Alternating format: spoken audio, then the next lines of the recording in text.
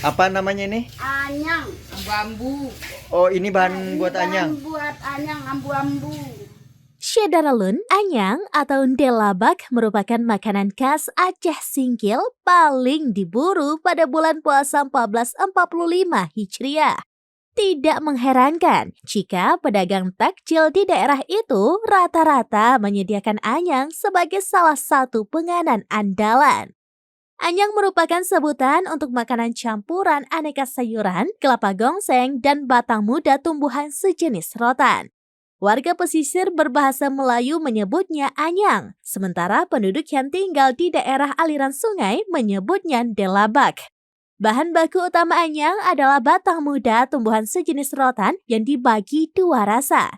Jika rasanya pahit disebut simboling, sementara yang tidak pahit malah sedikit manis disebut pangkat. Bahan baku anyang adalah simboling atau pangkat, lalu dicampur irisan daun pakis muda, daun singkong, bunga pepaya dengan bumbu irisan bawang mentah dan serundeng. Bahan buat anyang. Pakis. Daun pakis. Daun pakis, pucuk rotan, tambah cabai, bawang, asam. Kalau daun singkong pakai juga?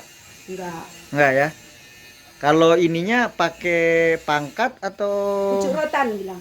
pucuk rotan, bukan simboling. Nah, semboling sama juga. Oh, simboling. Semboling aja ya. Semboling sama daun pakis. Dari Aceh Singkil, Dede Rosadi, serambinews.com. Download Tribun X sekarang, menghadirkan lokal menjadi Indonesia.